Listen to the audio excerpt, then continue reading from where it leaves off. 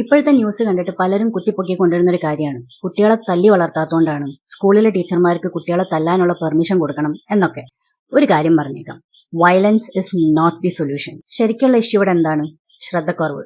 Parents ജോലി തിരക്കും കിച്ചണിലെ തിരക്കെല്ലാം പറഞ്ഞിട്ട് കുട്ടികൾക്ക് നേരം പോവാൻ ടാബ്, മൊബൈൽ ഇതെല്ലാം വെച്ചു കൊടുക്കും. അവരതിൽ എന്താണ് കാണുന്നത് എന്നുള്ളത് സൂപ്പർവൈസ് പോലും ചെയ്യില്ല. അവരോട് സംസാരിക്കാനോ അവർ പറയണത് കേൾക്കാനോ അവരുമായിട്ട് കളിക്കാനോ ഒന്നും നമുക്ക് ടൈമില്ല. സ്കൂളിൽ ബുള്ളിങ് ഫേസ് ചെയ്യണതൊക്കെ ഭാവിയിൽ സ്ട്രോങ് ആവാൻ നല്ലതാണെന്നുള്ള എക്സ്ക്യൂസ് പറഞ്ഞിട്ടൊക്കെ സില്ലി ആയിട്ട് കാണുന്നു. കുട്ടികൾക്ക് അവർ പറയണത് കേൾക്കാനോ അവർക്ക് അറ്റൻഷൻ തരാനോ ആളില്ലാന്ന് കണ്ടു കഴിഞ്ഞാൽ അവർ ആ വാലിഡേഷൻ കിട്ടാൻ വേണ്ടിയിട്ട് വേറെ മാർഗങ്ങൾ നോക്കും.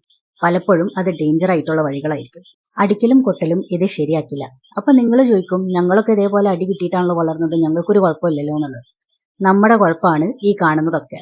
നമുക്ക് നമ്മുടെ കുട്ടികളെ നോക്കാൻ അറിയില്ല, നന്നാവാനും ശ്രമിക്കില്ല.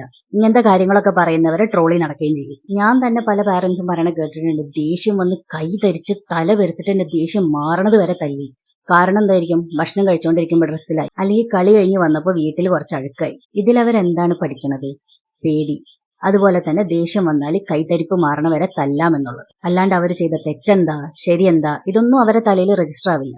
പേടി മാറുന്ന ഒരു ടൈം വരുമ്പോൾ അവരത് വീണ്ടും ചെയ്യും, കള്ളത്തരങ്ങൾ കാട്ടും. അന്ന് അവർക്ക് നിങ്ങളോടുള്ള പേടിയും മാറും, റെസ്പെക്റ്റും പോവും. പിന്നെ ഇരുന്നിട്ട് ഞാൻ എന്താ ചെയ്യാ എന്ന് പറഞ്ഞിട്ട് കാര്യം ഉണ്ടാവില്ല.